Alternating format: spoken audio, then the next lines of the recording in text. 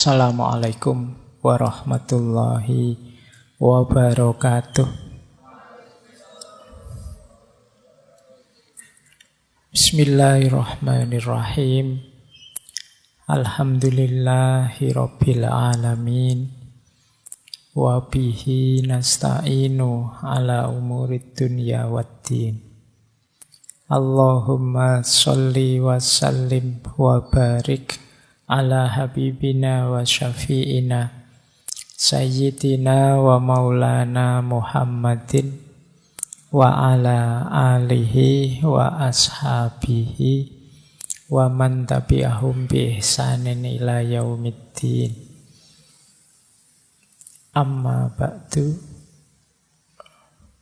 Bismillah, mari kita lanjutkan pembahasan kita, ngaji filsafat kita. Malam hari ini kita masih dalam suasana patah hati. Temanya juga tema patah hati. Meskipun ini harusnya minggu-minggu Valentine ya. Yang lain merayakan jatuh cinta, kita merayakan patah hati. Tidak apa-apa. Kelihatannya lebih perlu ditemani mereka yang sedang patah hati. Kalau yang jatuh cinta kan tidak butuh ditemani, mereka malah suka kalau kita tinggal berdua saja. Maka bulan ini kita belajar menemani mereka yang patah hati.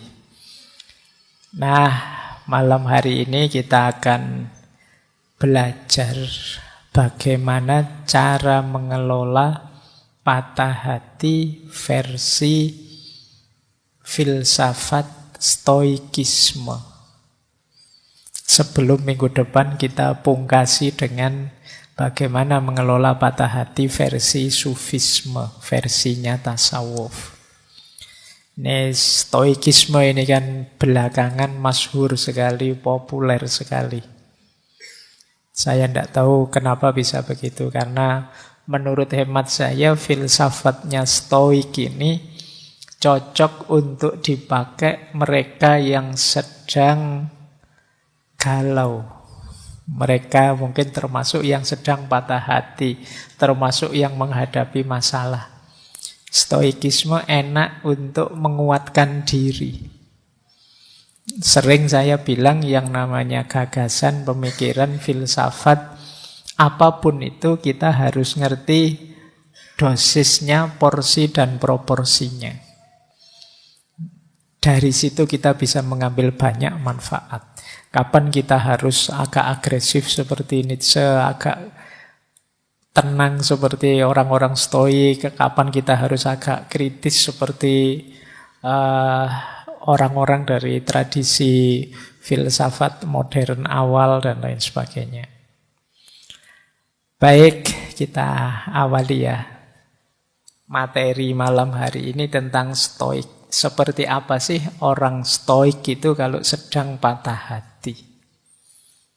Bismillah ya, kita mulai. Saya awali dari sini ya. Saya tidak sengaja tadi membaca bukunya Catherine Rando tentang 7 tipe kepribadian. Salah satu di antara 7 ini tipe stoik. Nanti kita lihat ya, teman-teman ini kepribadian yang bagaimana. Jadi ada 7 tipe kepribadian. Yang pertama idealis, yang kedua realis, yang ketiga pragmatis, yang keempat visioner, yang kelima dissenter, yang keenam kuesioner, dan yang ketujuh stoik. Jadi ada 7 tipe. Sebenarnya banyak teori-teori semacam ini, tapi coba kita lihat yang versi ini ya. Nanti untuk bahan introspeksi kita, aku itu orang yang seperti apa? Yang nomor 1 orang idealis. Idealis itu orang yang punya keyakinan bahwa ada sesuatu yang harus dan pasti terjadi. Ini orang idealis. Hidupnya harus begini, harus begitu, itu orang idealis. Nah, orang seperti ini itu bagus, tapi kadang-kadang dia jadi rentan. Ketika cocok dengan idealismenya, itu dia terus mudah dipengaruhi. Dalam rangka mewujudkan idealismenya itu dia jadi rentan. Kadang-kadang mudah tertipu, mudah dipengaruhi. Nah, ini yang sering dimanfaatkan oleh promosi-promosi dan lain sebagainya. Misalnya kalian punya idealisme, punya tubuh yang ideal. Body goal misalnya. Hari ini kan banyak istilah-istilah seperti itu. Terus kamu diet lah, senam lah, dan lain sebagainya demi ini. Tidak salah, tapi kadang-kadang ada sampai tataran idealis, harus begitu, harus begini. Nah, ini kita rentan mudah dimanipulasi. Jadi mudah ditipu orang karena idealisme kita. Yang kedua, kadang-kadang para idealis ini mimpinya besar, agak jauh dari realitas. Namanya idealis, kata dasarnya ide, hidupnya diangan-angan.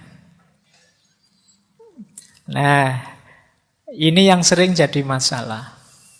Karena ya betapapun kita harus menghadapi kenyataan. Ada banyak di sekeliling kita orang-orang yang terjebak dalam idealismenya dan sulit menghadapi kenyataan hidup. Nah, kita orang seperti itu apa tidak, ya monggo teman-teman refleksi sendiri ya.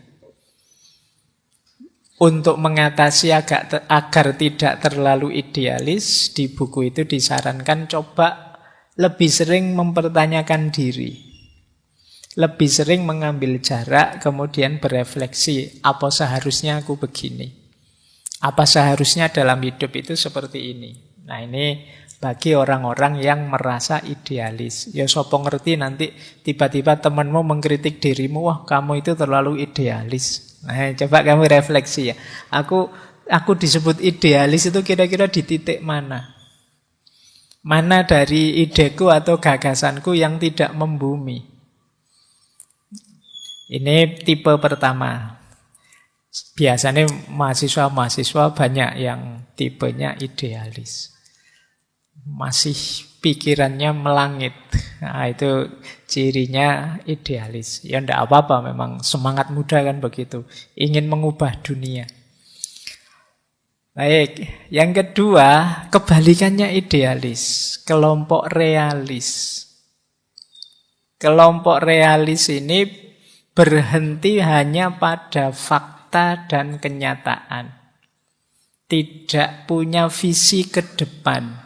Tidak suka hal-hal yang emosional, perubahan, pengembangan, dan lain sebagainya. Ini orang realis. Ya kalau kalian kadang-kadang kan ketika terlalu idealis, terus temenmu ngajak, mbok kita itu yang realistis.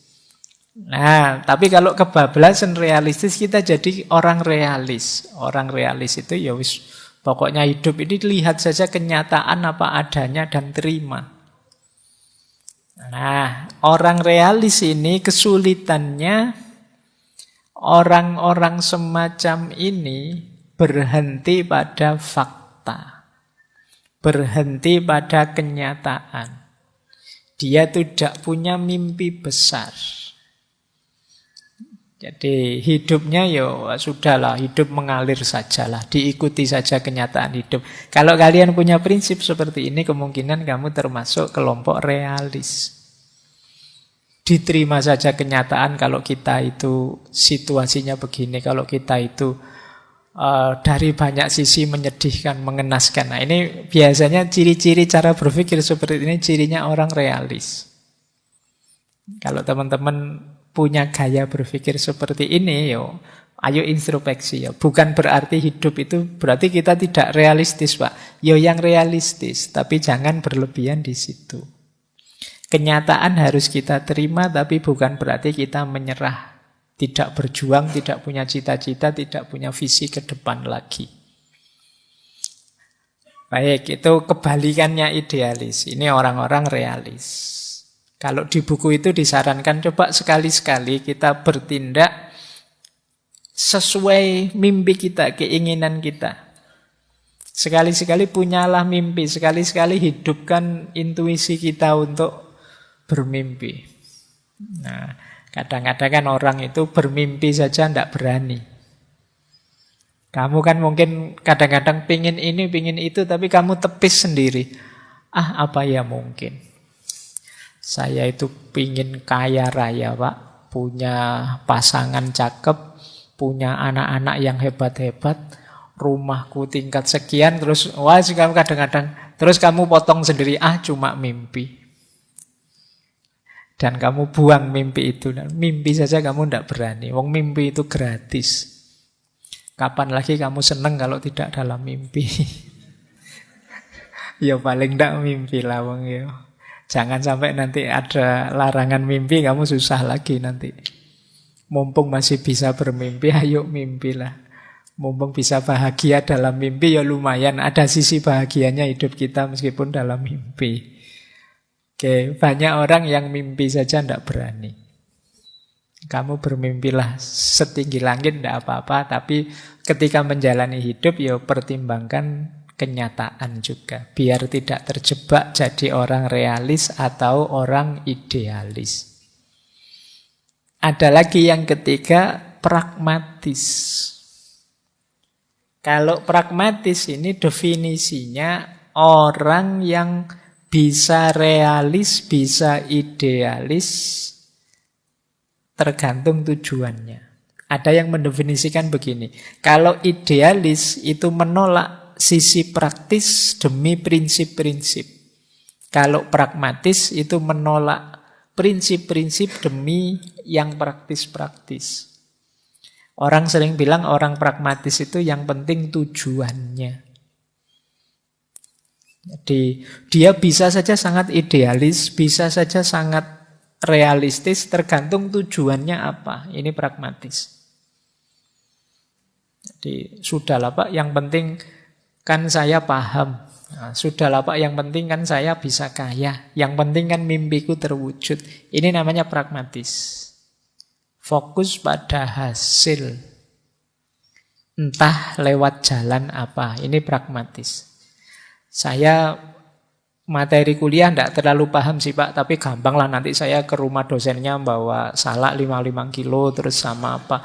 Nanti kan dosennya mesti agak kasihan, mosok nggak dilulus ke. Nah ini gaya orang pragmatis kadang-kadang. Yang penting tujuannya terpenuhi.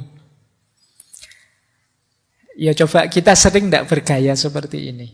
Mengambil strategi hidup seperti orang pragmatis. Kadang-kadang idealis juga orang pragmatis kalau memang tujuannya seputar itu.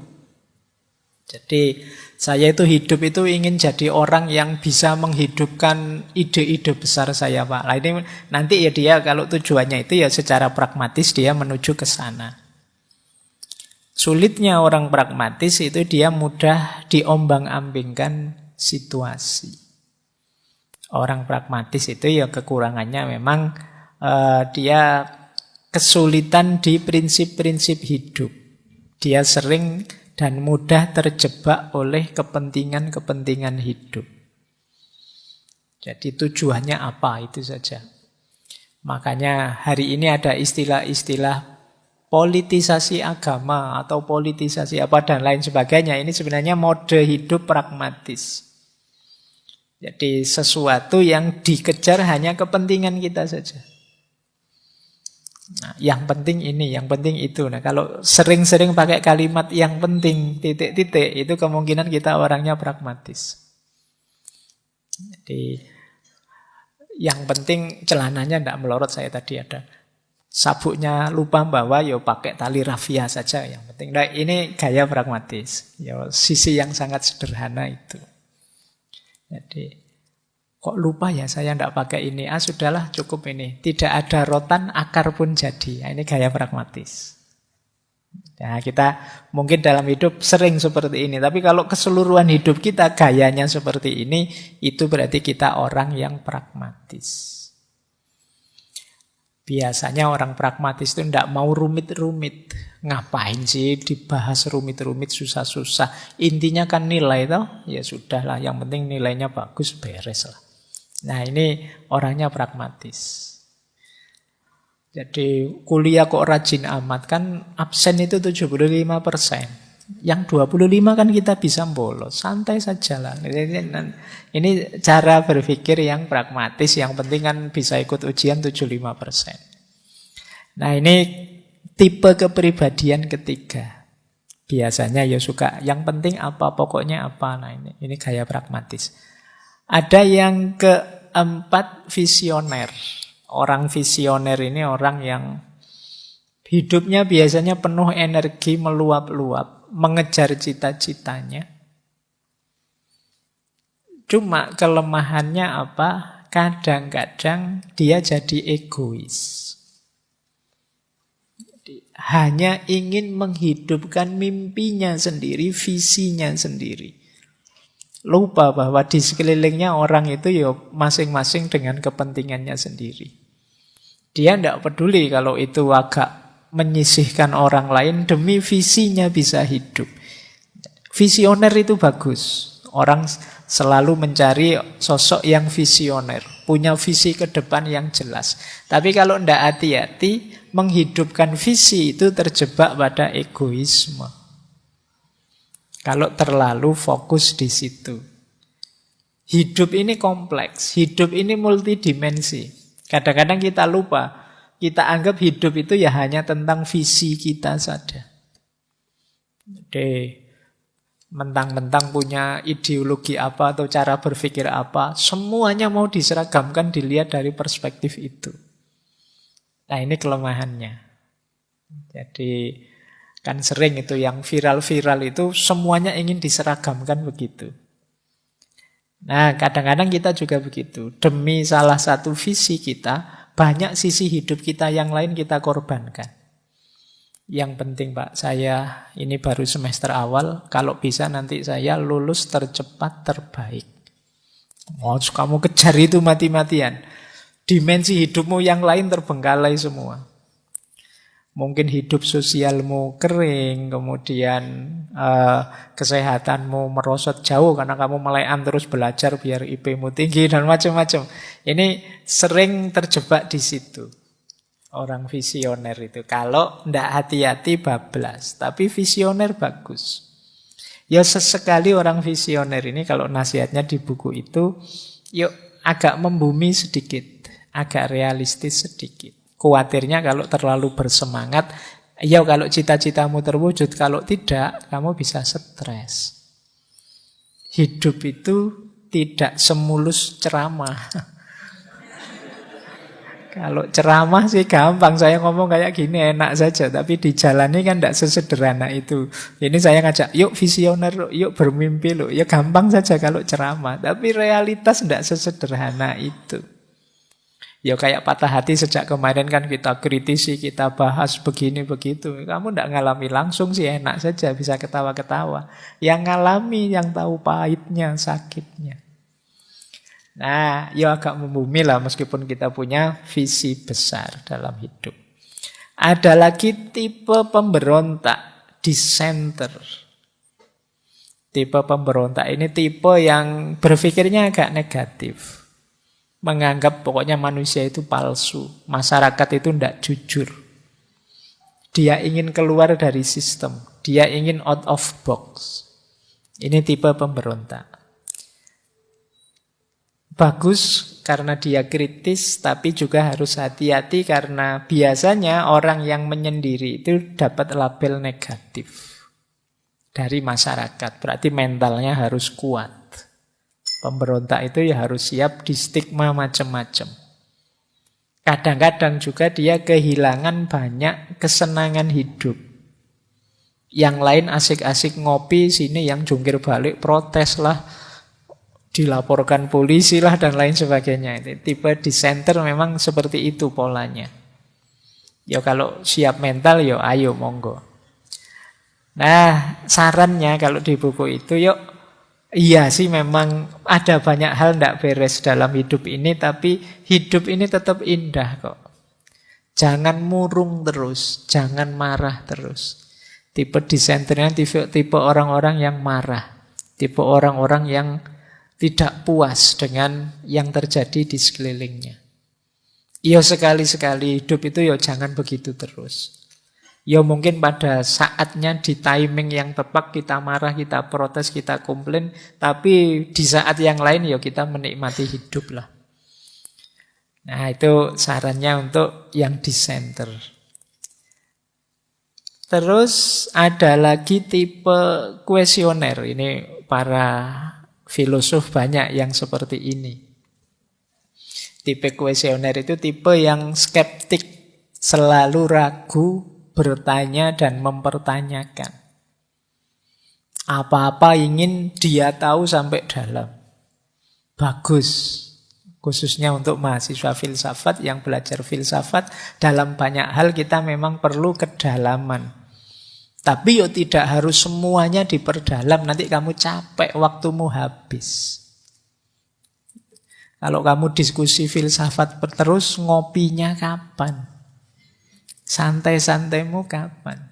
Tapi memang ada orang yang tipe kuesioner ini. Apa-apa ditanyakan. Diajak ngopi pun hakikatnya kopi itu apa kira-kira. Oh no. Jadi apa makna dari kebersamaan kita nongkrong di kafe ini? Misalnya, jadi apa-apa ingin dibahas dalam.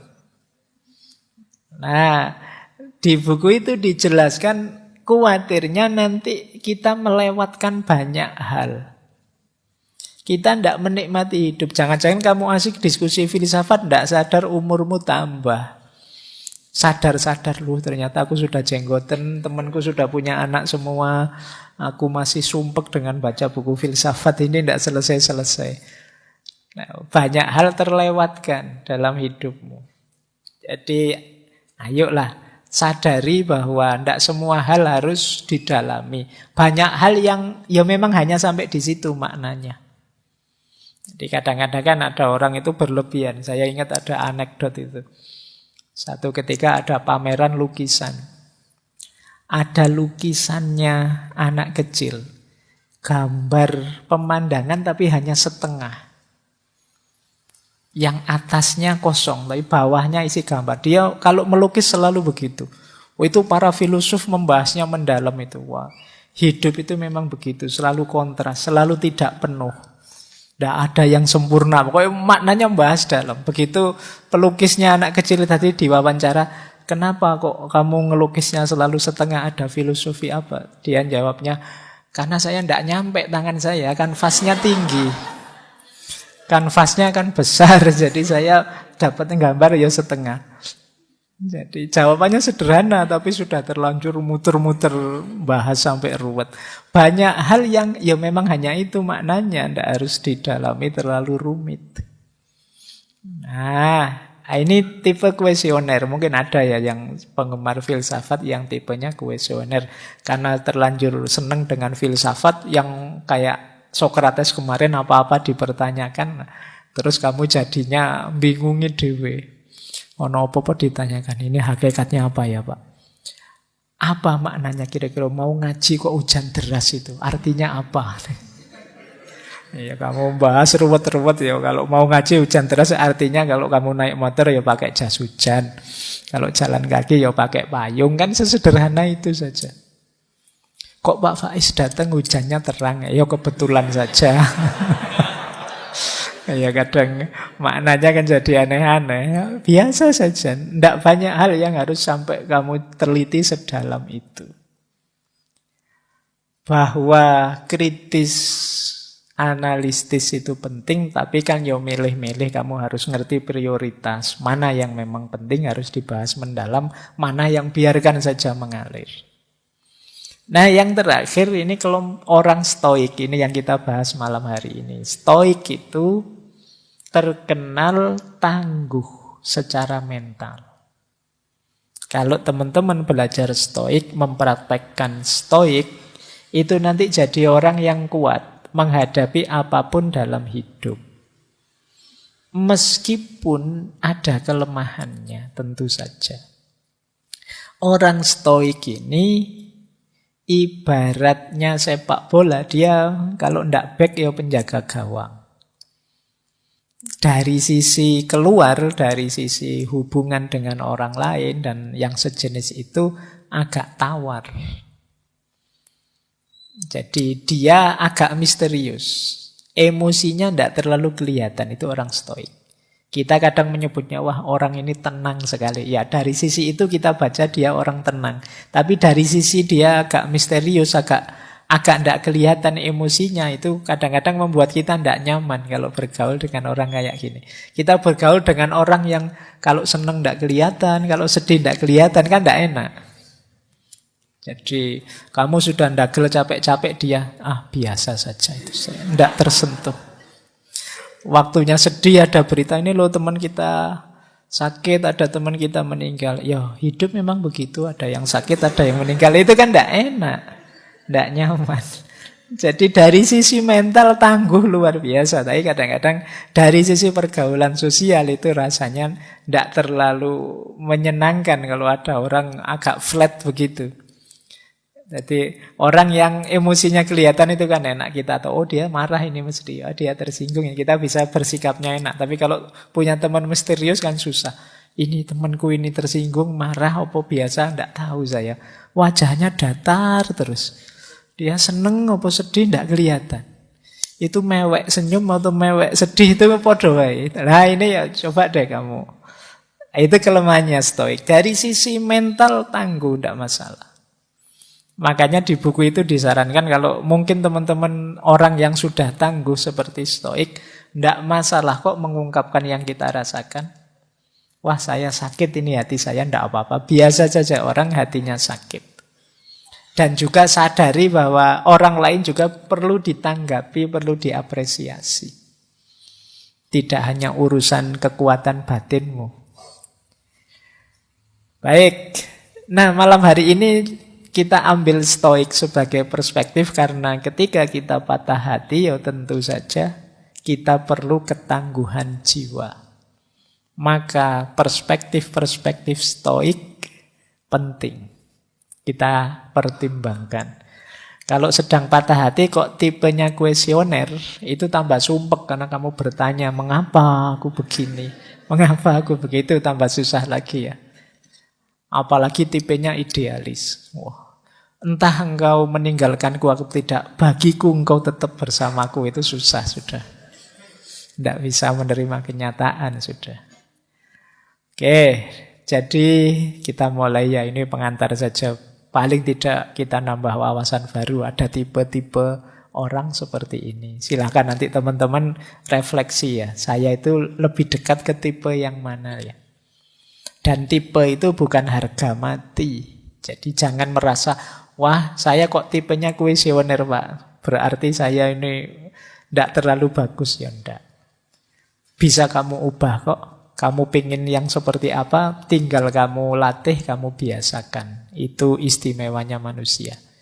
Jadi manusia itu bukan paket jadi yang sudah, kalau sudah begitu ya begitu. Jadi manusia itu paket potensi. Kamu bisa jadi A, bisa jadi B, kamu bisa jadi orang baik, kamu juga bisa jadi orang jahat. Kamu pingin jujur bisa, pingin bohong juga bisa. Baik, kita mulai ya.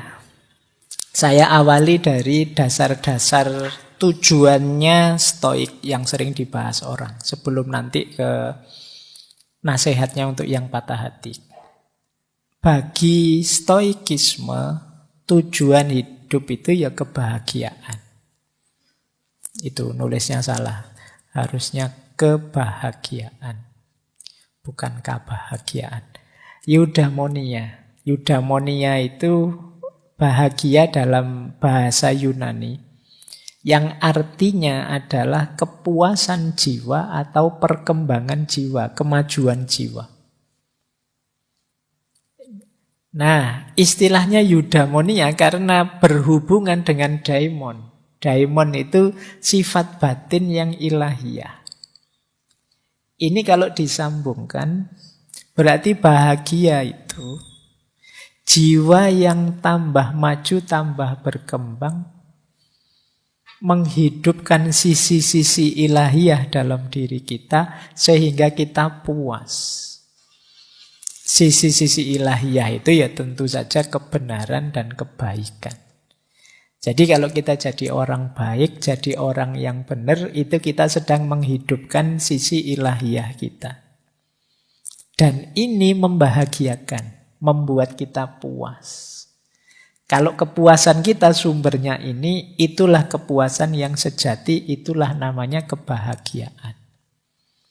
Jadi bahagia itu bukan kesenangan karena tujuan kita tercapai atau kita mendapat kenikmatan. Tapi bahagia itu kepuasan ketika kita bisa melakukan kebaikan, menghidupkan kebenaran.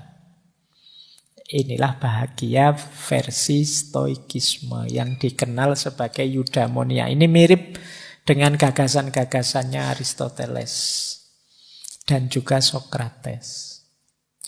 Cirinya orang bahagia itu jiwanya puas karena melakukan yang terbaik yang dia mampu.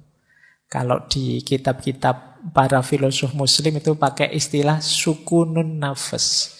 Sukunun nafas itu jiwa yang tenang sudah, yang sudah sakinah. Tapi sakinahnya karena sudah melakukan kebaikan. Tidak hanya kebaikan, tapi sudah memberikan yang terbaik dari dirinya dalam kebaikan. Itulah kebahagiaan yang sejati. Kok saya belum merasakan kebahagiaan yang sejati, Pak, ketika melakukan kebaikan? Rasanya kok masih beban, rasanya kok masih berat. Berarti jiwa kita masih harus diperbaiki. Jadi masih harus ditata ulang. Katanya siapa sedekah itu membahagiakan, saya malah menyesal ya, Pak. Kehilangan uang banyak saya. Berarti ada yang harus diperbaiki dari jiwa kita. Harusnya kita malah puas, bahagia, bisa membahagiakan, bisa melakukan kebaikan sehingga bahagia, bisa menolong orang sehingga bahagia. Kok belum bahagia, masih merasa beban, masih berat, ya berarti jiwa kita masih harus dikelola lagi. Nah, di yang biru itu saya kasih beda. Kalau bagi kelompok epikureanisme yang dikenal agak hedonistik, bahagia itu ya karena kesenangan dan ketenangan. Tapi bagi kelompok stoik, bahagia itu bukan karena kesenangan atau ketenangan, tapi karena kebajikan. Namanya arete. Kalau ketenangan ataraksia. Kalau kesenangan itu hedonia. Makanya orang yang hanya mencari senang namanya orang hedon. Dulu kena kita bahas hedonisme. Kalau versinya kelompok epikureanisme, Epikuros dan kawan-kawan, ya bahagia itu kita senang terus puas dan tenang. Tapi kalau kelompok stoik, keywordnya bukan pada senang atau tenangnya, tapi keywordnya pada kebajikannya. Kalau hanya kesenangan dan ketenangan, bisa saja orang setelah melakukan hal buruk, dia senang, terus tenang saya. Ada orang tertentu kan begitu. Sudah nonton video yang tidak boleh, tapi kamu senang. Asik nih video ini, dan kamu tenang kalau sudah lihat. Kalau belum lihat, kamu belum tenang. Di-share dong linknya, kan. Itu kan jenis kesenangan dan ketenangan juga, tapi negatif. Maka kata kelompok stoik, enggak. Kuncinya kebahagiaan itu jangan hanya pada kesenangan dan ketenangan, tapi pada kebajikan. Yang menenangkan dan menyenangkan kita, itu harusnya kebaikan. Kok melakukan kebaikan kita jadi gelisah, tidak tenang, atau kita tidak merasa senang sama sekali, ya berarti jiwa kita perlu di-upgrade lagi. Level jiwa kita memang masih perlu lebih ditinggikan lagi. Nah, ini kuncinya kebahagiaan. Nah, ada lagi teori yang mungkin menarik dari kelompok stoik, namanya Stoic Triangle of Happiness. Segitiga kebahagiaan versinya kelompok stoik. Kuncinya apa bahagia itu? Yang pertama virtue tadi, kebajikan. Yang kedua kontrol. Dan yang ketiga responsibility, tanggung jawab. Orang itu bisa bahagia kalau dia baik. Yang kedua, kalau dia tahu mana yang bisa dia kontrol dan mana yang tidak. Yang tidak bisa dia kontrol ya sudah dilepaskan, yang bisa dia kontrol dia jalankan. Jadi belajar itu dalam kontrol kita. IP tinggi di luar kontrol kita. Nah, yang bisa kita kontrol belajar, ya sudah kita kelola sisi yang bisa kita kontrol. Yang tidak bisa kita kontrol, ya kita pasrah. Namanya tawakal kalau dalam agama. Nah, ini namanya kontrol. Jadi selain kebaikan, kita juga harus tahu mana yang bisa dikontrol, mana yang tidak. Kita itu kadang-kadang sedih, gelisah, stres, padahal tentang hal yang tidak bisa kita kontrol. Jadi kesadaran mana yang bisa dikontrol, mana yang tidak, ini penting. Kalau kegelisahan kita karena yang tidak bisa kita kontrol, obatnya sulit. Satu-satunya jalan ya hanya penerimaan. Nah, untuk hal yang bisa kita kontrol, ya harus kita kontrol secara serius, kita jalankan secara serius. Yang bisa kita kontrol perasaan kita. Perasaan dia di luar kontrol kita.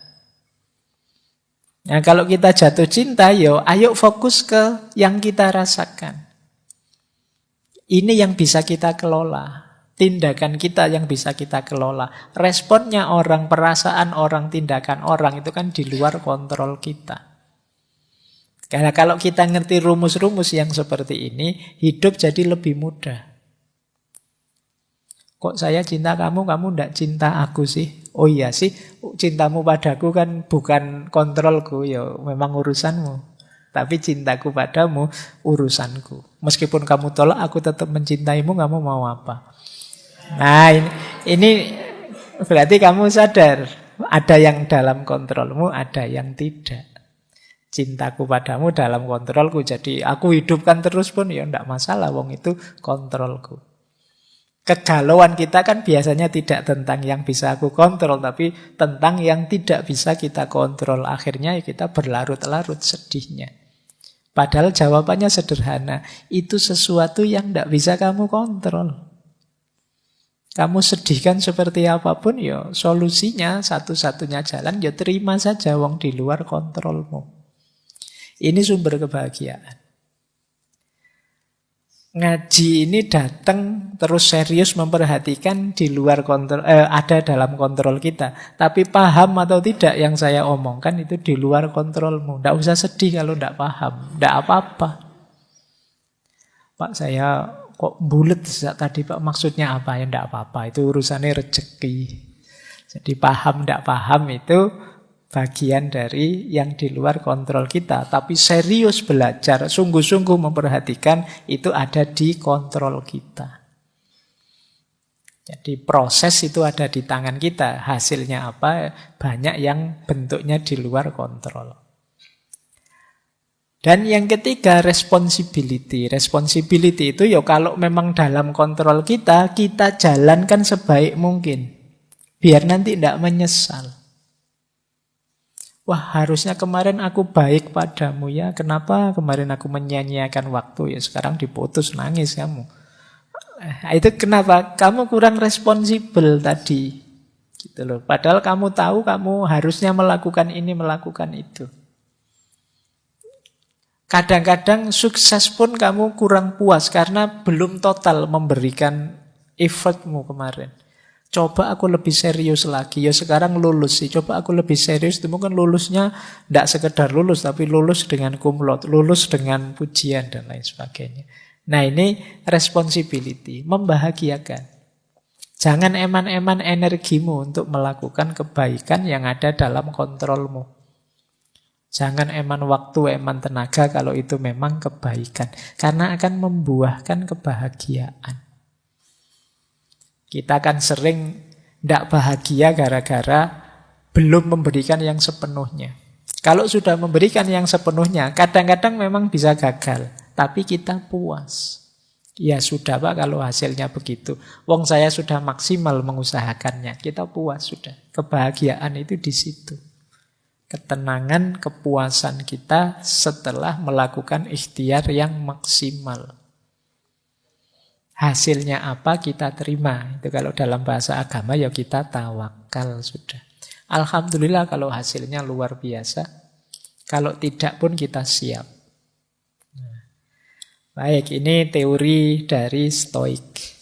Kamu boleh cari dalilnya, Qur'annya, banyak yang mendukung konsep semacam ini. Kita lanjutkan. Nah, ini juga konsep dari Stoik, namanya cardinal virtues. Kebajikan yang utama. Ini mbahnya kebaikan. Semua kebaikan turunan dari 4 kebaikan ini. Tadi kan salah satu sumbernya orang bahagia itu baik. Virtu, kebajikan. Nah, kebajikan yang pokok itu ada 4. Yang pertama wisdom, yang kedua temperance, yang ketiga justice, yang keempat courage. Jadi wisdom itu kebijaksanaan, tahu mana baik, mana buruk. Temperance itu kesederhanaan yang moderat, kemampuan mengendalikan diri, mengenali diri. Kemudian justice. Justice itu keadilan, kebijaksanaan moral, impartiality, tidak berpihak. Dan yang keempat courage. Courage itu berani. Jadi tidak pengecut, tidak lari dari gelanggang. Siap menghadapi ujian apapun dalam hidup. Kalau kita punya 4 karakter ini, ya insya Allah kita terbawa ke ranah kebahagiaan. Orang itu yang tidak wisdom sulit bahagia. Yang hidupnya berlebihan, tidak sederhana, tidak moderat, pasti juga ketemu banyak kepahitan-kepahitan. Apalagi yang tidak adil. Apalagi yang tidak berani menghadapi hidup. Makanya ini disebut cardinal virtues. Kebajikan-kebajikan pokok.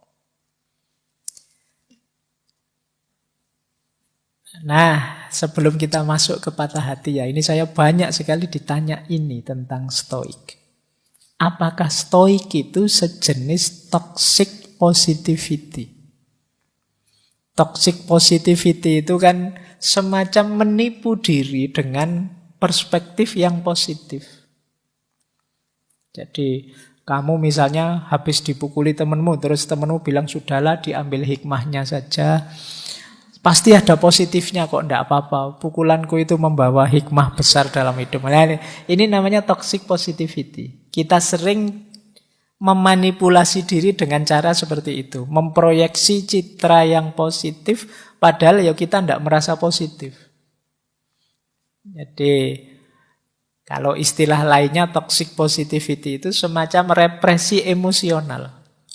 Sebenarnya kita merasa marah, tapi terus jangan marah begitu. Singkirkan rasa marahmu, mari kita ganti dengan hidup ini yang pemaaf. Jadi, ya kita masih marah sih, tapi karena direpresi seperti itu tidak berani menampilkan. Akhirnya terpendam kemarahan itu. Mungkin kalau ada momen bisa meledak itu.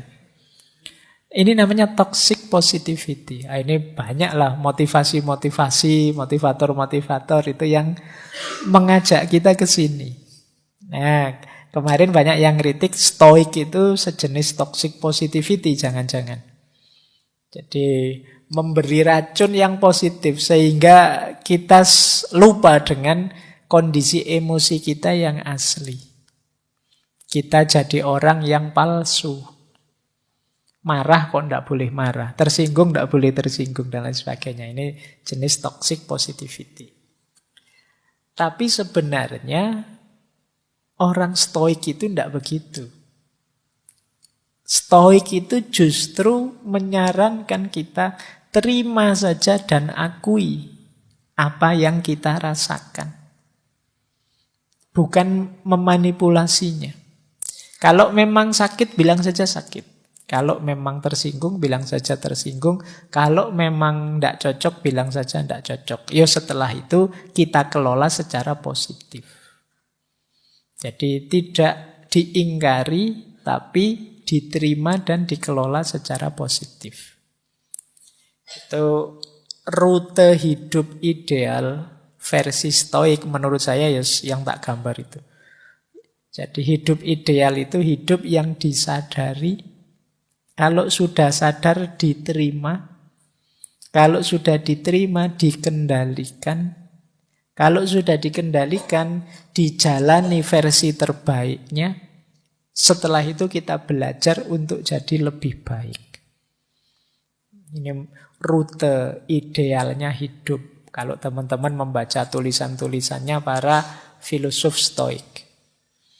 Tentu saja diawali dari ilmu. Sadar tadi kan kita harus punya ilmunya. Ngerti tentang aku itu apa dan bagaimana.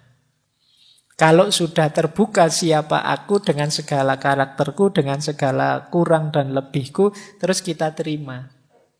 Oh iya ternyata aku ini orangnya memang tidak suka mewah-mewahan sih, tapi ada mindernya juga. Dan ini diterima apa adanya.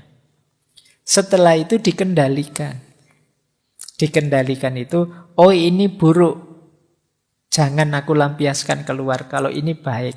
Oh kalau ini cukup untuk aku sendiri, kalau ini bisalah untuk orang lain. Kalau ini namanya mengendalikan. Jadi ngerti batas kita, ini namanya mengendalikan. Setelah itu apa? Dijalankan versi terbaiknya. Apa sih yang terbaik yang bisa aku lakukan untuk hidupku dan untuk sesama di sekelilingku. Setelah itu kita belajar lagi apa yang lebih baik. Aku harus meningkat bagaimana. Aku harus lebih baik yang seperti apa. Nah ini pandangannya stoikisme tentang hidup. Jadi kalau ada yang tanya, Pak, stoik itu jangan-jangan sejenis positivitas yang toksik. Yang meracuni pikiran kita sehingga kita palsu. Nah kalau definisinya toxic positivity itu adalah menipu diri.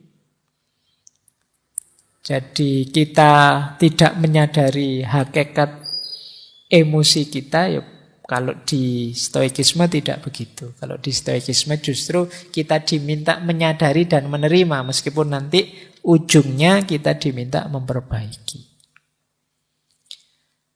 Baik, sekarang kita mulai. Sudah setengah babak ngajinya. Masih penghantar. Kita awali dari sini ya, untuk mengobati patah hati bagi mereka yang patah hati. Rumus besarnya stoikisme adalah dalam hidup ini segala sesuatu ada polanya, ada rumusnya, ada sunnatullahnya. Misalnya sunnatullah itu ada pertemuan, ya pasti ada perpisahan. Ada suka, pasti ada duka. Siapa menabur, dia menuai. Siapa mencintai, dia akan dicintai. Siapa menyakiti, pada akhirnya dia juga akan ketemu rasa sakitnya. Nah ini hukum pola-pola yang ada dalam hidup. Kita hidup ini harus paham pola-pola ini. Kalau tidak, ya kita akan panen hal-hal yang menyakitkan kita. Karena kita tidak sadar polanya. Kalau dalam Al-Quran misalnya ada pola فَمَنْ يَعْمَلْ مِثْقَالَ ذَرَّةٍ خَيْرًا يَرَهُ وَمَنْ يَعْمَلْ مِثْقَالَ ذَرَّةٍ شَرًّا يَرَهُ. Barang siapa berbuat baik sekecil apapun, dia akan menemui balasannya. Merasakan efeknya.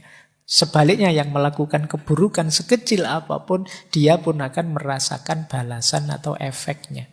Lah ini pola namanya. Ini jadi rumus kita. Ya kalau kita nabrak saja, jelek-jelek sedikit, dosa-dosa sedikit, tidak apa-apa lah Pak. Ya jalankan saja, tapi siap-siaplah kamu memanen akibatnya. Ini namanya pola. Nah termasuk dalam hubungan kita di relasi cinta. Ya seperti tadi, ada pola misalnya kalau ada pertemuan ya pasti ada perpisahan. Tidak mungkin kok bareng-bareng terus. Ini sudah sunnatullah. Ada sedih, ada senang. Kemarin senang-senang berdua, pada saatnya mesti ketemu sedihnya. Entah dalam bentuk apa. Ini pola. Nah, menghadapi pola-pola ini dalam hidup ada beberapa hal yang penting kita perhatikan. Yang pertama apa? Tentu saja ayo siap. Jadi, waduh saya kepleset ini melakukan yang buruk-buruk. Ini mesti nanti ada efeknya. Harus siap-siap. Jadi saat ini kita bertemu tapi mungkin pada saatnya kita berpisah. Aku harus siap. Sekarang kita hidup pada akhirnya juga akan meninggal. Kita juga harus siap. Ini pola juga. Ayo siap mental menghadapi apapun yang memang sudah begitu rumus hidupnya. Kita tidak mungkin bisa menghindar.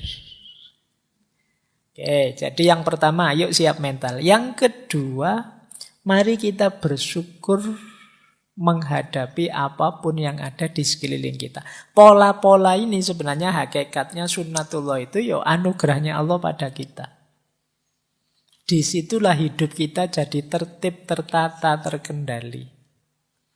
Maka sikap kedua apa? Bersyukur. Ayo kita sadari betapa bernilainya segala yang ada di sekeliling kita dengan hukum-hukum dan polanya. Contoh pola itu kalau kita haus, harus minum. Kalau kita haus kok tidak minum, mesti nanti chaos diri kita. Makanya silahkan yang ada minuman, minum. Jadi kita praktekkan langsung polanya ya. Bismillah.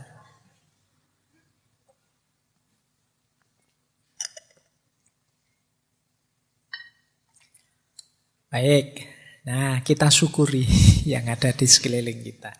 Alhamdulillah. Yang ketiga, apa yang harus kita lakukan? Mari kita jadikan yang kita syukuri di sekeliling kita tadi dengan sunnatullahnya, kita jadikan kendaraan. Kita jadikan dasar untuk melakukan kebajikan. Itu bagian dari modal yang diberikan oleh Allah. Di apapun pola hidup ini, mari kita pahami, kemudian kita kendarai sebagai dasar melakukan kebaikan. Kemudian, ayo membangun kenangan, kebaikan sebanyak mungkin. Karena kita manusia itu edisi terbatas dan kita juga terbatas. Mumpung masih ada waktu, ada kesempatan, apalagi yang harus kita lakukan selain memperbanyak kenangan kebaikan. Sebanyak mungkin. Nah, ini di beberapa filosof dijelaskan ini bagian dari kita membangun monumen keabadian diri kita sendiri.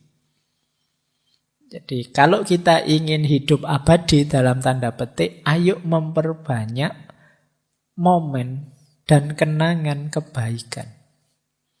Momen kebaikan itu kan akan diingat terus.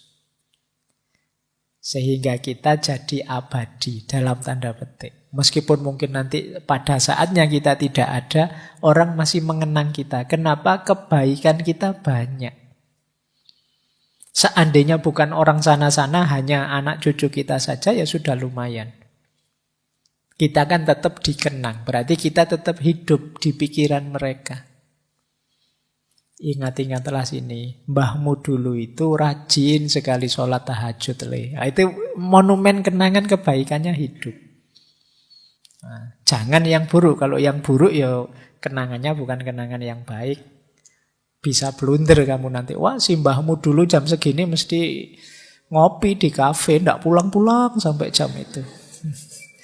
Diceritakan ndak enak. Nah, ayo bikin monumen kebaikan sebanyak mungkin biar nanti dia jadi memori di kepala anak cucu kita minimal. Ya syukur-syukur lebih luas jangkauannya. Mungkin yang jadi guru di murid-muridnya, yang nanti jadi kiai pada santri-santrinya. Ada banyak momen kebaikan yang itu nanti jadi sejarah mengabadikan diri kita. Meskipun kita nanti jadi tidak ada, setiap orang juga ada limitnya usianya, tapi kita masih tetap hidup di hati mereka, di pikiran mereka. Nah, apalagi yang harus kita lakukan?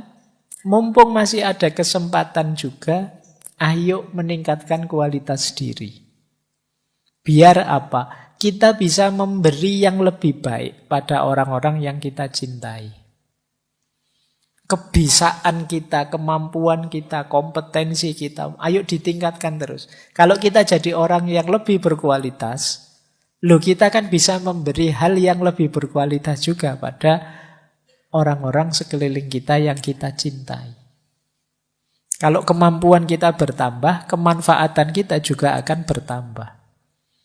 Mumpung masih ada waktu menghadapi pola-pola hidup ini tadi, ayo kita manfaatkan untuk meningkatkan kualitas diri kita. Kemudian pada akhirnya, itu tadi ada banyak rumus menyikapi sunnatullah, menyikapi pola hidup. Semua yang kita lakukan tadi pada akhirnya akan membuat diri kita jadi lebih baik. Jadi meskipun nanti jatuhnya kita ditinggal sehingga kita patah hati, tapi kalau kita menerapkan rumus ini, pada akhirnya jatuhnya juga jadi lebih baik. Kita sudah meningkatkan kualitas diri kita setinggi mungkin. Ingin memberikan yang terbaik untuk yang kita cintai. Lah kok yang kita cintai ninggal kita? Tidak masalah, sekarang saya jadi orang yang lebih berkualitas. Meskipun rugi dia ninggal saya, karena kemanfaatanku nanti dimanfaatkan oleh orang lain. Nah, itu kamu jadi tambah bisa tegak. Baik, jadi ini cara menyikapi pola-pola. Nah, sekarang cara menyikapi patah hati. Ini agak panjang kalau ini ya. Kita bahas satu-satu. Tipsnya dari kelompok Stoik. Yang pertama, masih seperti pola tadi ya. Ayo kita sadari kenyataan hidup. Dalam hidup ini, kata Marcus Aurelius, ada yang hadir, ada yang keluar dari keberadaan. Beberapa dari apa yang pernah ada sekarang sudah hilang. Perubahan dan perubahan terus-menerus mengubah dunia. Seperti perkembangan waktu yang tak henti-hentinya mengubah keabadian. Jadi ini ayo kita sadari hidup ini memang berubah. Ada yang datang, ada yang pergi. Yang sudah datang besok bisa berubah, yang kemudian berubah besok bisa pergi dan lain sebagainya. Itulah hidup. Kan banyak momen ketika orang terus putus cinta, patah hati itu mengungkit-ungkit, dulu kamu lihat apa, sekarang lihat apa. Kamu kok berubah tidak seperti dulu? Nah, jawabannya apa? Loh, hidup memang berubah. Tidak ada yang tidak berubah. Selalu ada perubahan.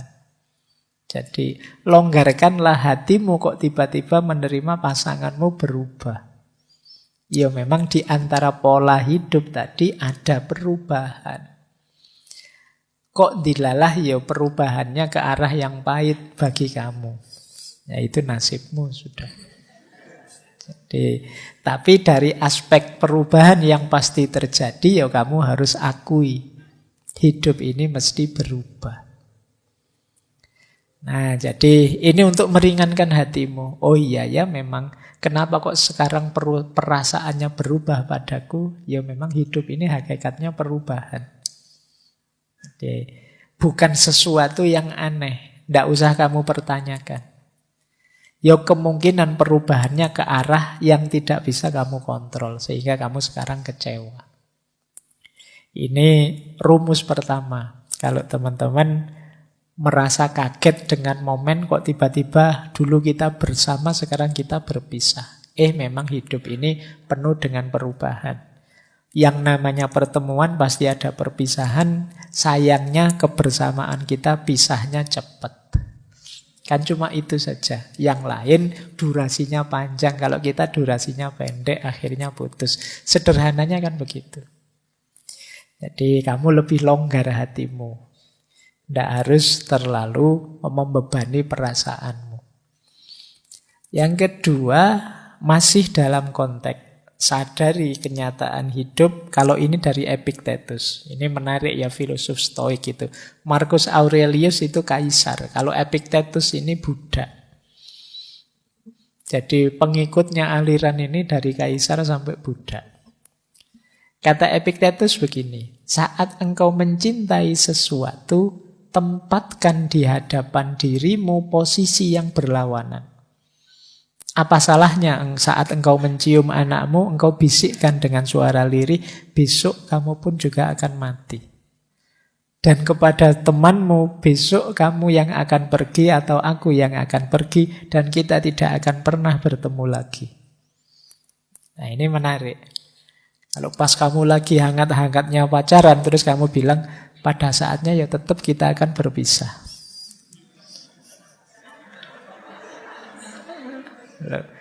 Ini kan sama-sama latihan kuat-kuatan ini. Jadi kita kan selalu kalau sedang begitu kan kita bilangnya kita akan bersama selamanya. Tidak bisa. Mesti kita akan berpisah. Polanya memang sudah begitu.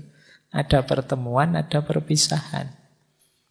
Nah, makanya bahkan itu kan contohnya anak-anak sama sahabat. Karena biasanya ini kan paling mengikat kita. Anak itu apalagi. Kalau kita dibilang anak kita besok akan mati, itu kita kan nggak terima rasanya. Tapi ya memang begitu, wong dia manusia. Ini kan persis cerita sufi itu. Suatu ketika ada seorang sufi yang mengunjungi seorang raja. Yang raja ini karena sangat takzim pada sufi ingin belajar. Karena sufi ini tidak bisa lama, raja itu, wahai sufi, mbok saya diajari satu saja wawasan. Yang ini bisa bermanfaat untuk saya, untuk kerajaan saya, untuk semua orang. Nah, terus sufi ini cuma bilang satu kata. Ya sudah, kalau cuma minta satu wawasan saya bisa lah. Saya beritahu ya, ini hakikat yang paling sejati dalam hidupmu, kata sufi ini. Apa? Besok anakmu pasti mati. Oh, itu rajanya marah. Sufinya dipukuli, kok bisa kamu disuruh memberi wawasan yang bagus malah mengutuk anakku. Kata si sufi, loh, yang mengutuk siapa? Bukankah anakmu besok mesti mati? Wong dia manusia. Apa ada manusia yang tidak mati? Semua manusia mesti mati. Jadi kebenarannya memang begitu. Terus dikritiklah raja ini oleh si sufi. Tadi kamu minta kebenaran padaku. Saya beritahu kebenaran kok kamu tidak terima. Telingamu kok tidak kuat. Padahal memang kebenarannya memang begitu. Nah, ini cerita ini sebenarnya untuk mengingatkan kita. Kadang-kadang kebenaran itu memang pahit. Tapi kenyataannya memang begitu. Makanya tadi saran pertama, ayo siap. Ayo disadari kenyataan hidup ini. Jangan kaget, bahkan dengan orang yang paling kamu cintai pun, ya mesti salah satu akan saling meninggalkan. Ya paling tidak kan nanti salah satu meninggal. Mesti yang satu meninggal, terus yang lain sendirian, mesti begitu. Kalau meninggal bareng malah tidak enak. Meninggal bareng itu kalau tidak kecelakaan ya tragedi apa. Mending gantian saja. Jadi momennya mesti pahit itu kalau bersama-sama. Dan saling meninggalkan. Baik, itu kenyataan hidup. Makanya yang kedua ini kalau di Epictetus ya tidak ada salahnya loh kalau kamu sambil misalnya memeluk anakmu atau salaman dengan sahabatmu. Sambil kamu sadari, anakku ini ya manusia, besok pada akhirnya ya meninggal mati. Sahabatku ini akrab sih, tapi pada saatnya ya kita berpisah. Entah aku berangkat duluan atau dia berangkat duluan. Nah, ini latihan menguatkan batin kita. Ini versinya orang Stoik. Jadi kalau kalian sudah punya kekasih, ya sambil berdua disadari. Mungkin kalau ada momen berdua, yuk kita sadari bersama bahwa pada saatnya kita akan berpisah. Tidak boleh protes, memang sunnatullahnya begitu. Yang kedua itu. Yang ketiga, ini masih dari Epictetus. Ini untuk menguatkan kita. Kata Epictetus begini, apa yang engkau cintai bukanlah milikmu. itu diberikan kepadamu saat ini. Bukannya tidak akan diambil lagi, juga tidak diberikan padamu untuk selama-lamanya. Seperti buah ara. Buah ara itu seperti buah delima. Kalau dalam bahasa Arab namanya buah tin. Rasanya manis. Yang diberikan kepadamu atau seikat buah anggur pada musim tertentu dalam setahun. Jika engkau menginginkan buah ini di musim dingin, engkau bodoh. Jika engkau menginginkan putra atau temanmu ketika dia tidak lagi diizinkan untukmu, tidak lagi jadi jatahmu, engkau harus tahu bahwa engkau seperti orang menginginkan buah ara di musim dingin. Jadi rasa cinta, orang yang kita cintai, peristiwa mencintai, semuanya hakikatnya adalah pemberian, anugerah, dan ada durasinya. Jadi ada waktunya. Kalau memang belum waktunya, ya tidak akan muncul. Kalau sudah habis durasinya, ya tidak akan mampu kita mempertahankannya. Jadi baik rasa cinta maupun yang dicintai, maupun peristiwa mencintai itu sendiri, segalanya ada waktunya. Kalau di luar waktunya kok kita inginkan, ya tidak akan nyampe.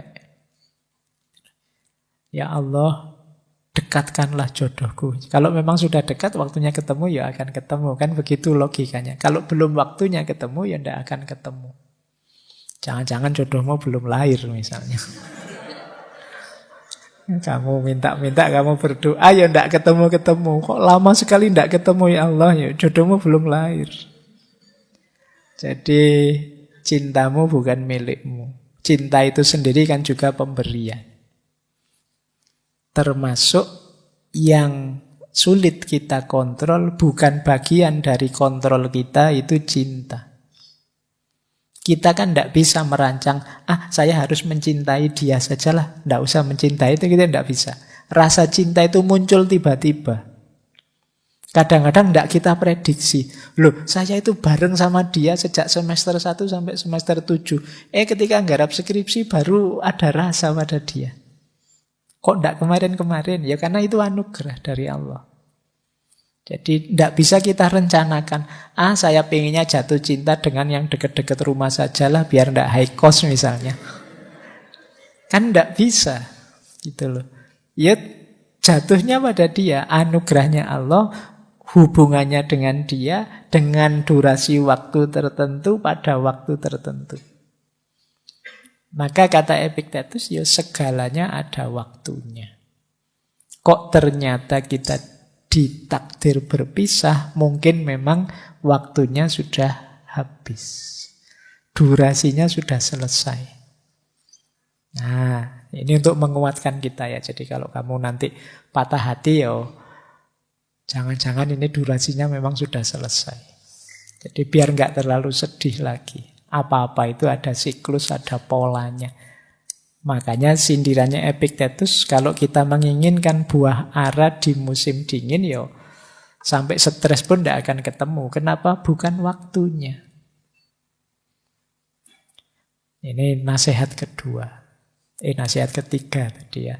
Yang kedua, kita sadar kenyataan hidup. Yang ketiga ini, kita sadari cinta kita hakikatnya bukan milik kita. Jadi kalau ada yang tanya, Pak, cinta dan ingin memiliki itu apa setara? Ya enggak, karena bahkan cinta itu sendiri ternyata di luar kontrol kita. Makanya kalau dalam dunia tasawuf, mahabbah itu bagian dari ahwal. Ahwal itu anugerahnya Allah. Rasa cinta pada Allah itu ya hakikatnya anugerahnya Allah sendiri. Batin kita itu tidak bisa. Orang itu dipaksa mukul bisa, dipaksa mencintai tidak bisa. Mbok kamu cinta padaku dong. Ini kalau memang tidak cinta ya tidak cinta. Karena rasa itu muncul ya bagian dari anugerahnya Tuhan. Makanya ada kalimat cinta itu anugerah. Baik, ini nasihat selanjutnya. ada lagi nasihat. Ini mirip tadi ya, antara yang dalam kontrol dan di luar kontrol. Kebahagiaan dan kebebasan, masih kata Epictetus, dimulai dengan pemahaman yang jelas tentang satu prinsip. Beberapa hal berada dalam kendali kita dan beberapa tidak. Berarti di luar kendali kita. Hanya setelah kita pahami aturan mendasar ini dan belajar membedakan antara apa yang kita bisa dan tidak bisa kita kendalikan, ketenangan batin dan keefektifan hidup menjadi mungkin. Ini tadi sudah dijelaskan ya, bahwa ada kunci penting dalam hidup ini. Kita harus sadar mana yang dalam kuasa kita, mana yang di luar kuasa kita. Seperti cinta tadi, itu kan bagian dari yang di luar kuasa kita. Mana cintamu yang kemarin? Wah, sudah diambil sama yang punya cinta, sekarang ganti cinta ke yang lain. Bisa saja begitu momennya. Tapi memang perasaannya orang lain di luar kuasa kita. Kalau kita menyedihi itu atau menggalaui itu, ada enggak ya bahasa Indonesia menggalaui itu? Berarti kita ya akan kesulitan keluar dari rasa sedih. Karena ini, karena apa? Tidak ada jalan keluarnya, karena di luar kuasa kita. Apalagi urusan perasaan. Seperti saya jelaskan tadi, ya kalau urusan perasaan tidak bisa dipaksa. Kalau kita merasa sedih itu kan orang bilang, mbok jangan sedih. Lah ini sudah sedih. Kok tidak boleh sedih? Wong ini rasa. Mbok jangan tersinggung, gitu aja tersinggung. Lah saya sudah tersinggung ini. Jadi sulit rasa itu diatur seperti kita ngatur yang dalam kontrol kita. Jadi ini kunci hidup bahagia. Kita harus tahu mana yang ada dalam kontrol kita, mana yang di luar kontrol kita. Kita tidak mungkin ngontrol tangannya para netizen untuk ngomong jelek-jelek. Tapi kita masih bisa ngontrol tangan kita untuk bisa posting yang baik-baik saja. Kalau kita sedih dengan yang di luar kontrol kita, wah netizen ini kok gitu ya sekarang isinya. Ya kita akan sedih galau dan kesulitan sendiri. Karena di luar kontrol kita, ya sudah, itu di luar kontrol saya. Yang bisa saya kontrol apa? Tanganku sendiri. Nah ini penting biar kita bahagia. Karena sekarang banyak orang yang sedih tanpa alasan gara-gara rajin baca medsos. Begitu baca medsos darah tingginya naik. Mbok ya tadi tidak usah baca yang seneng-seneng saja. Baik. Nah, kita lanjutkan. Ini masih tentang yang di luar kuasamu. Kata Epictetus lagi, ini sering dikutip orang. Jangan mengharapkan segalanya terjadi sesuai yang engkau inginkan, namun terimalah segala yang terjadi. Maka hidupmu akan tenang. Jadi ini rumusnya sederhana. Kita akan sering menginginkan banyak hal dalam hidup ini. Nah, kalau menginginkan ini sambil kita kasih tanda petik, semoga, insya Allah, dan lain sebagainya, kita lebih tenang. Tapi kalau kita memastikan yang kita inginkan harus terjadi, kita akan lebih banyak stres. Ada lagi yang lebih menenangkan apa? Kita terima segala yang sudah terjadi. Ini lebih menenangkan. Kenyataannya saya ditolak. Wah, kenyataannya saya diputus. Mau gimana lagi saya terima. Itu lebih menenangkan. Yang paling tidak menenangkan, kita tidak terima dengan yang sudah terjadi. Oh, ini stres double-double kamu. Wong sudah jelas kenyataannya pahit, kamu tidak mau ngakui bahwa itu pahit. Nah, itu sulit sudah. Kayak kamu minum jamu, pahit enggak? Enggak kok, saya kuat. Ya wis, orang enggak akan iya. Ya kalau pahit bilang saja pahit. Kalau memang sulit bilang saja sulit, enggak masalah. Terima saja, akui saja. Ya tinggal kamu tata ke depannya segala yang ada dalam kontrolmu. Kan cuma itu saja. Yang di luar kontrolmu ya dipasrahkan saja. Ini lebih menenangkan. Jadi kalau kita ingin tenang, memang rumusnya ya harus tahu yang dalam kontrol dan yang di luar kontrol. Ada lagi, sekarang geser ke Marcus Aurelius. Dia bilang begini. Ini kendalikan pikiran. Jangan biarkan pikiranmu tentang keseluruhan hidupmu menghancurkanmu. Jangan isi pikiranmu dengan segala hal buruk yang mungkin masih akan terjadi. Tetap fokus pada situasi saat ini dan tanyakan pada diri sendiri mengapa begitu tak tertahankan dan rasanya tidak dapat bertahan. Ini saat kita sedang pahit ya. Sedang mengalami sisi-sisi gelap hidup. Jadi ayo pikirannya tetap positif. Maknailah segala kepahitan yang kita hadapi dengan makna yang tidak menghancurkan kita sendiri. Faktanya sebenarnya kita hanya ditinggal oleh yang kita cintai. Kita hanya patah hati, kita hanya putus. Anggap saja itu satu babak, satu sisi, satu skenario, satu adegan dari hidup kita. Bukan keseluruhannya. Kita itu sering kalau mengalami sesuatu, kita maknai sesuatu yang sebenarnya hanya bagian kecil dari hidup kita, seolah-olah itu keseluruhan hidup kita. Ditinggal orang yang kamu cintai, itu kan satu bagian, satu sisi dari hidupmu. Masih banyak orang lain yang mencintaimu, masih banyak cerita lain dalam hidupmu, masih banyak dimensi lain dalam hidupmu. Ada mahasiswa yang begitu galaunya karena mata kuliahnya dapat nilai D. Tiap hari dosennya di WA, Pak, salah saya apa, Pak, dapat nilai D. Jadi seolah-olah hidupnya jadi gelap karena satu nilai itu. Seolah-olah keseluruhan dunianya runtuh hanya karena satu nilai itu. Padahal masih banyak sisi hidupmu yang lain. Ini yang sering kita lupakan. Kita tidak bisa mengendalikan pikiran kita sendiri. Nah, Marcus Aurelius ini menasihati kita. Yuk, ya tetap sambil kita berintrospeksi salahnya di mana, kurangnya di mana, tidak pasnya di mana. Tapi ini hanya satu bagian saja, satu episode saja dalam hidup kita. Masih banyak episode-episode yang lain. Hidup kita ini kan episodenya tidak terhitung. Kalau drama Korea paling 16. Ya. Sekarang ada yang 12, ada yang 8. Oke ya. Tapi hidup kita episodenya banyak, tidak terhitung. Tidak usah khawatir kok. Wong yo episode ini sudah banyak sekali, kadang-kadang masih ada season 1, season 2 loh, masih panjang. Tidak usah terlalu galau kalau gagal di episode ini, masih ada episode selanjutnya kok. Hidup kita masih berjalan, masih panjang. Ayo mengendalikan pikiran. Jangan hanya karena satu hal, keseluruhan hidup kita runtuhkan. Nanti kita jadinya menyesal.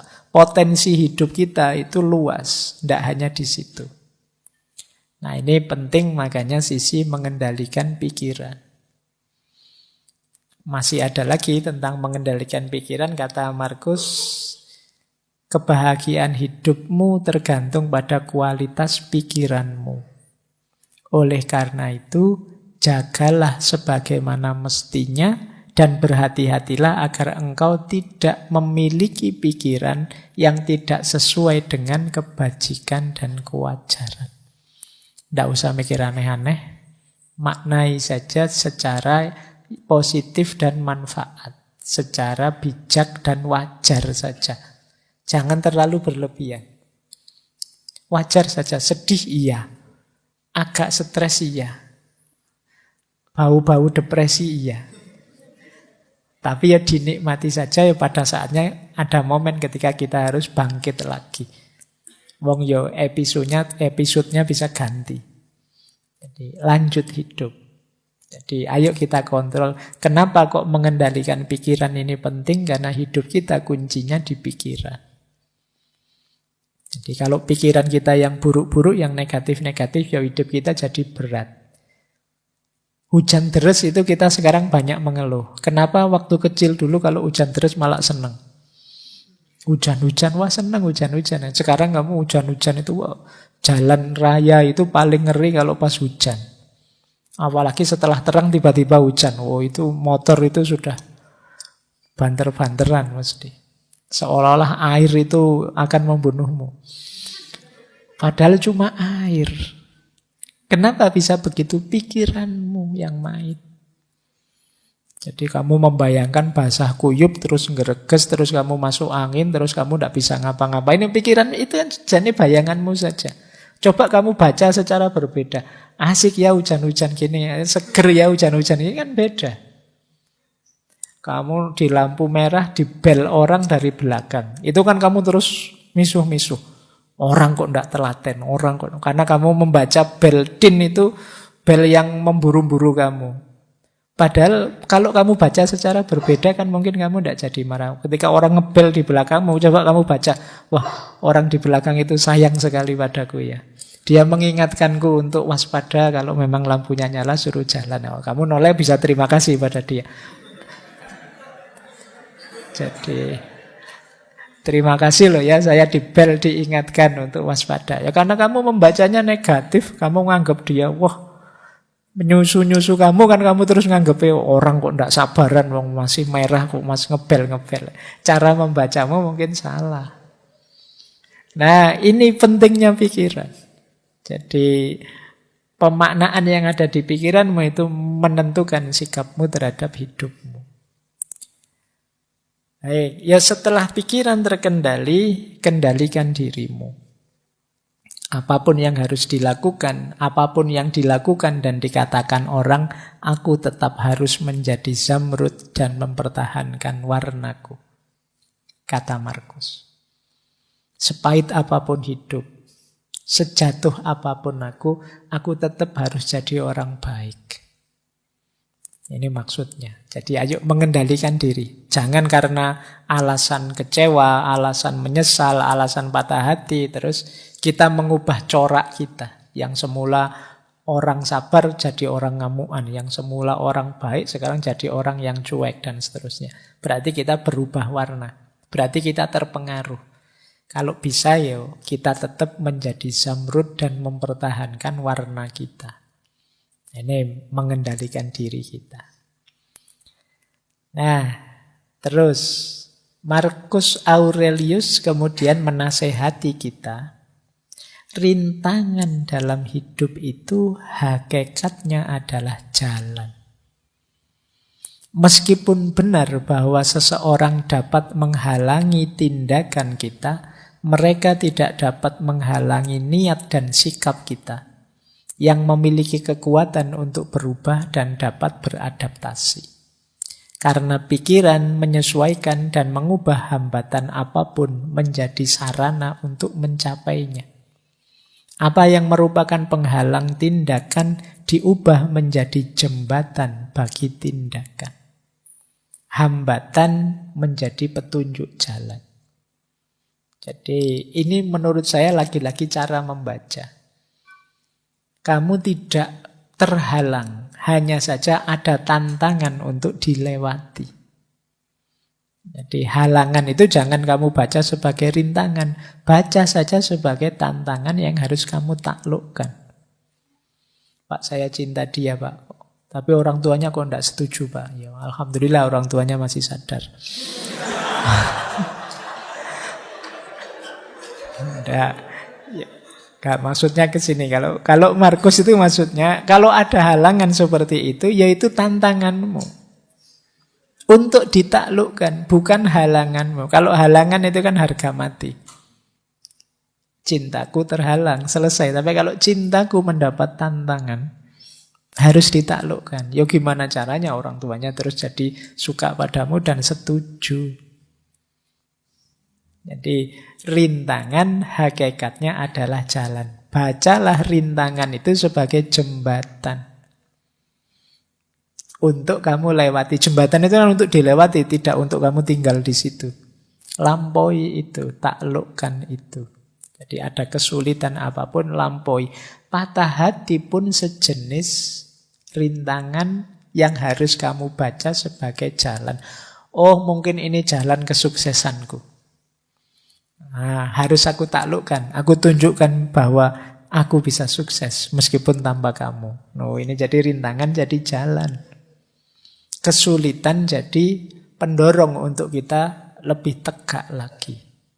Ini nasihat dari Markus. Terus hati-hati juga jangan memperparah keadaan. Betapa jauh lebih berbahaya konsekuensi dari kemarahan dan kesedihan daripada keadaan yang membangkitkannya dalam diri kita. Kadang-kadang kemarahan kita, kesedihan kita membuat kita blunder. Melakukan sesuatu yang tidak seharusnya, yang efeknya jauh lebih buruk daripada sebabnya. Sebabnya sih kamu misalnya diputus sama pasanganmu. Terus kamu saking marahnya ngamuk-ngamuk. Kamar kos kamu acak-acak. Motormu kamu banting-banting. Setelah itu kamu duduk sendirian. Ternyata biayanya besar, patah hati. Salahmu sendiri. Kamu yang memperparah keadaan. Gitu loh. Mbok tadi jangan lepas kontrol, kamu masih aman. Tapi karena kamu lepas kontrol, maka kata Markus berapa kadang-kadang lebih besar biayanya, konsekuensinya, kemarahan dan kesedihan dibandingkan sebabnya. Kadang-kadang cemburu tanpa alasan, padahal belum diputus itu kamu masih curiga saja. Tidak beneran, itu kamu sudah marah-marah, banting-banting piring, kamu sudah ngomong yang jelek-jelek. Ternyata salah paham. Lah itu kan sebabnya sepele, tapi yang kamu lakukan di luar kontrol malah memperparah keadaan. Semula tidak ada apa-apa, jadi putus beneran. Nah ini yang sering kita. Maka hati-hati dengan diri yang tidak terkontrol. Memang kuncinya mengendalikan diri. Kalau ini agak keras dari Epictetus. Jangan cengeng. Jadi ini ada kalimat di bukunya itu. Kami menangis kepada Tuhan. Bagaimana kami bisa lolos dari penderitaan ini? Itu dimarahi sama Epictetus, bodoh. Apa kamu tidak punya tangan? Apa Tuhan lupa memberimu sepasang? Maksudnya apa? Potensi, kualitas, kompetensi, fasilitas hidup kita masih lengkap. Wong tinggal mengubah sudut pandang. Wong tinggal menguatkan diri sebentar saja kok tidak kuat. Kok mengeluh pada Tuhan, gimana aku bisa keluar dari situasi ini. Kamu belum berkurang sedikit pun dirimu dibandingkan yang kemarin. Kamu masih utuh sebagai dirimu yang kemarin. Tidak ada yang berkurang. Kemarin kamu bisa apa, sekarang kamu masih bisa. Kemarin kamu mampu apa, sekarang kamu masih mampu. Kualitas dirimu tidak ada yang hilang. Maka kamu masih bisa kembali lagi seperti sebelumnya. Tidak usah terlalu banyak mengeluh. Kamu masih bisa tegak seperti dulu. Tinggal kamu sembuhkan sakit hatimu. Kan cuma itu saja masalahnya. Tidak usah dibawa kemana-mana. Jadi ini sudah mulai agak keras Epictetus ini. Sudah dinasihati sejak tadi kok masih ngeyel, masih sumpek saja. Ya wis, kalau begitu apa sih yang kurang dari dirimu kalau patah hati? Yang sederhananya begitu. Apa dari kamu cerdas terus jadi tidak cerdas lagi? Apa dari kamu pinter jadi tidak pinter lagi? Apa dari kamu semula bisa nyetir mobil gara-gara patah hati tidak bisa nyetir mobil sekarang, Pak? Apa tidak apa-apa begitu? Maka jangan cengeng lah, kata Epictetus. Kamu itu kuat kalau mau, kamu hebat kok. Hanya saja ketika kamu cengeng, terlalu manja, ya kamu lama tidak bangkit-bangkit, tidak move on. Ayo bangkit. Bila perlu ini ditambahi oleh Markus, jangan malu minta bantuan. Tidak apa-apa. Kalau butuh teman ngobrol, teman curhat, di sekelilingmu banyak. Kamu tinggal milih. Kok diputus pasanganmu, tidak usah khawatir. Di sekelilingmu banyak yang bisa kamu sandari. Temanmu, sahabatmu, atau kamu cari yang lain juga insya Allah ada. Asal kamu tidak menutup diri. Jangan malu bertanya. Kata Markus begini, jangan malu saat membutuhkan bantuan. Engkau memiliki kewajiban untuk dipenuhi seperti seorang prajurit di tembok pertempuran. Jadi bagaimana jika engkau terluka dan tidak bisa memanjat tanpa bantuan prajurit yang lain? Jadi manfaatkanlah teman sekelilingmu, orang-orang yang mencintaimu di sekelilingmu sebagai sandaran. Tidak masalah. Jangan malu. Jangan gengsi. Patah hati bukan aib, bukan dosa. Tidak apa-apa. Jadi biasa saja. Itulah dinamikanya orang hidup. Kan memahaminya begitu. Hidup itu naik turun seperti itu. Terus, nah ini lanjutannya. Ini kalau masih tidak sembuh-sembuh. Sakit hatinya. Kenapa kok sakit sekali? Nah, itu terus disindir oleh Marcus Aurelius. Saat engkau tersiksa oleh sesuatu dari luar dirimu, rasa sakit itu sebenarnya bukan dari sesuatu itu sendiri, namun dari anggapanmu terhadapnya. Dan engkau memiliki kekuatan untuk mencabutnya kapanpun engkau mau. Tolaklah rasa sakit itu, dan rasa sakit itu akan lenyap. Dimarahi sekarang sama Marcus Aurelius. Kok kamu mau bersakit-sakit lama? Sakit atau tidak sakit itu kan tergantung dirimu. Apalagi sakit hati, bukan sakit fisik. Itu kuncinya ada di kita kok. Ada teman yang secara sengaja ngomong nyelekit biar kita tersinggung. Itu tersinggung atau tidak itu kan bisa kita atur. Loh, kamu melecehkan aku ya? Andalah aku tidak tersinggung kok. Oh itu tambah mangkel itu yang melecehkan. Kenapa? Sakit dan tidak sakit ada dalam diri kita. Kita terima atau tidak. Kalau tidak kita terima ya sudah. Beres. Jadi kalau kamu bilang, wah kok rasanya sesakit ini? Ya sudah kamu singkirkan rasa sakit itu. Kamu bergeraklah maju lagi, move on lagi. Jadi kalau ada yang mengeluh begitu, dalilnya pakai Marcus Aurelius ini. Sakit sekali tapi Pak rasanya ya enggak apa-apa. Atau mengeluhkan pasanganmu. Kenapa kok dia jahat sekali? Kok dia mengingkari janjinya? Kok dia setega itu dan seterusnya. Lagi-lagi dibantu Marcus untuk menjawabnya. Saat engkau sedang melawan orang yang tidak tahu malu, tanyakan pada dirimu hal ini. Apakah mungkin di dunia ini bersih dari tindakan tidak tahu malu? Ya tidak. Maka jangan mengharapkan sesuatu yang tidak mungkin. Selalu ada orang yang tidak punya malu di dunia dan orang ini adalah salah satunya. Nah, itu untuk menenteramkanmu ya. Jadi hal yang sama lakukanlah untuk orang yang jahat. Orang yang tidak dapat dipercaya atau orang yang rendah moralnya. Mengingat bahwa di seluruh dunia ini pasti ada beda-beda kelas moralnya manusia akan lebih membuatmu toleran terhadap penghuninya. Jadi kalau kamu merasa dia kok jahat sekali padaku, dia kok begitu teganya padaku, kamu sadarilah, oh iya ya memang manusia itu ya macam-macam. Memang ada yang tipe kayak dia itu. Itu akan lebih menenteramkanmu. Jadi tidak mungkin di dunia ini orangnya tulus, semua orangnya baik, semua selalu ada orang-orang tertentu yang jahat, yang buruk, yang tidak tahu malu, dan lain sebagainya. Ini lebih menenangkan kita. Jadi kadang-kadang kan kita protes, kok kamu bisa jahat padaku? Ya memang mungkin dia tipe yang begitu. Nah ini jawabannya kalau ada yang tanya, kenapa kok dia jahat sekali? Nah lanjutannya, lah terus dia sudah mengecewakanku, dia sudah menyusahkanku, aku sekarang harus bagaimana setelah putus? Nah ini Sebenarnya pembahasan lebih menarik itu setelah putus terus harus bagaimana.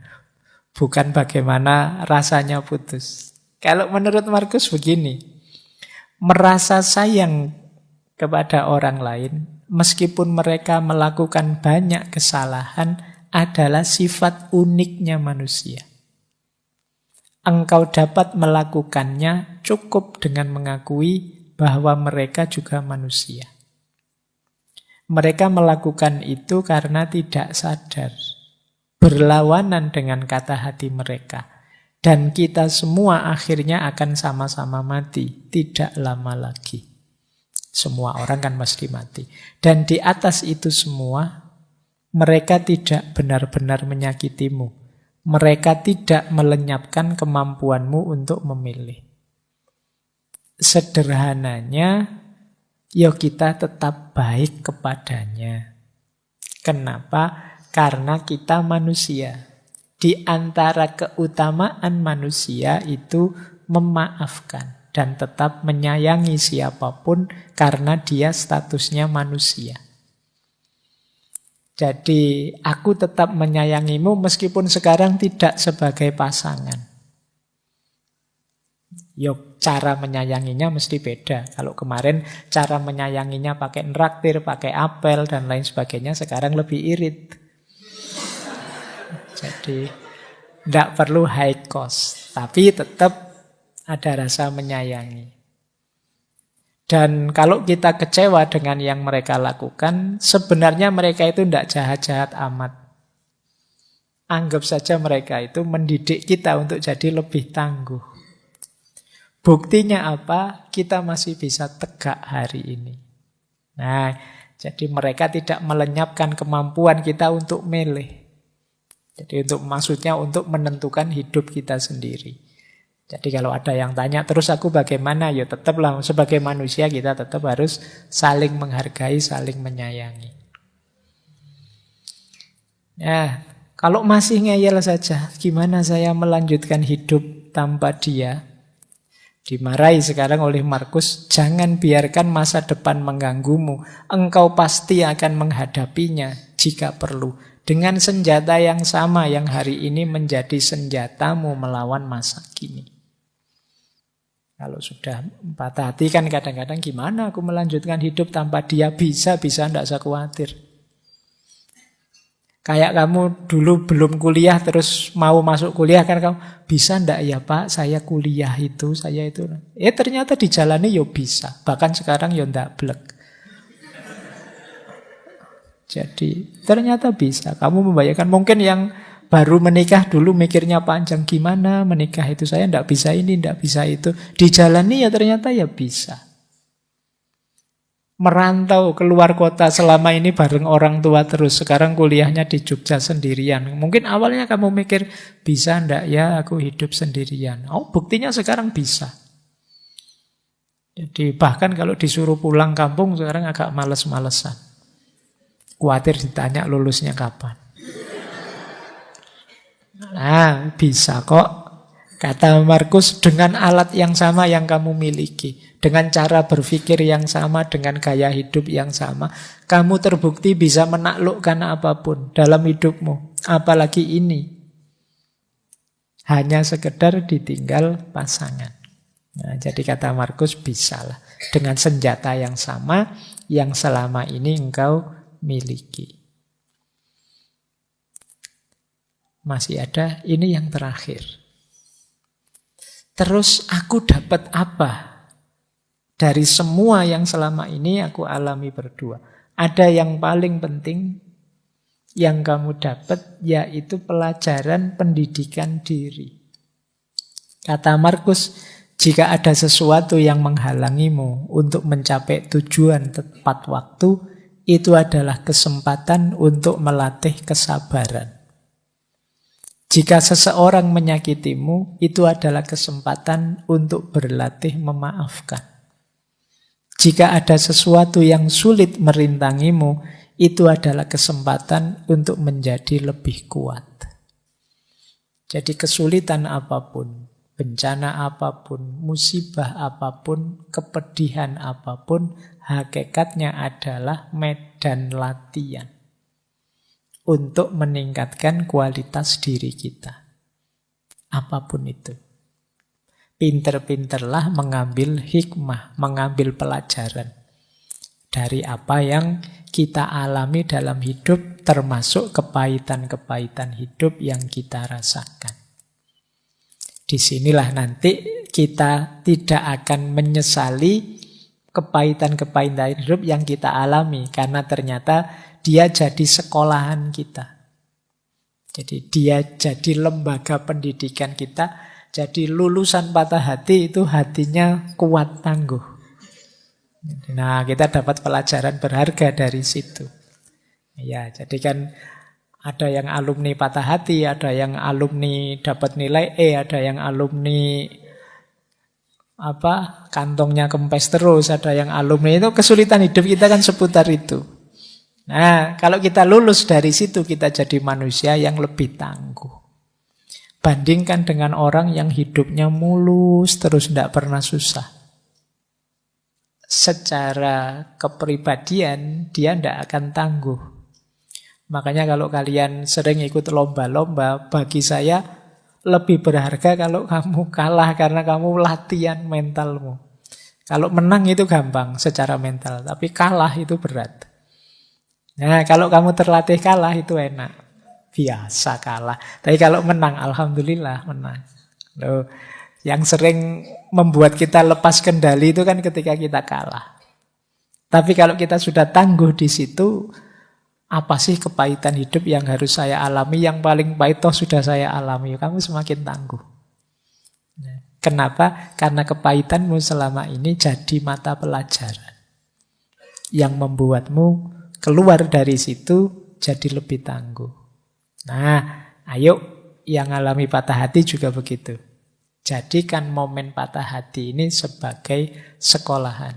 Kalau kata Ki Hajar itu kan setiap tempat adalah sekolah, ya berarti setiap patah hati adalah pelajaran. Yang di situ kita belajar jadi manusia yang lebih tangguh, lebih sadar, lebih berkualitas. Baik, saya kira itu ya malam hari ini. Perbincangan kita tentang perspektifnya stoikisme melalui tokoh-tokohnya Marcus Aurelius, Epictetus, dan kawan-kawan tentang bagaimana menyikapi patah hati. Insya Allah minggu depan kita puncai dengan pandangan perspektif sufisme, tasawuf. Bagaimana kita menspiritualkan patah hati sebagai jalan untuk kita tambah dekat dengan Allah. Saya akhiri sekian untuk malam hari ini. Kurang lebihnya mohon maaf. Wallahul muwaffiq. Wallahu a'lamu bissawab. Wassalamualaikum warahmatullahi wabarakatuh.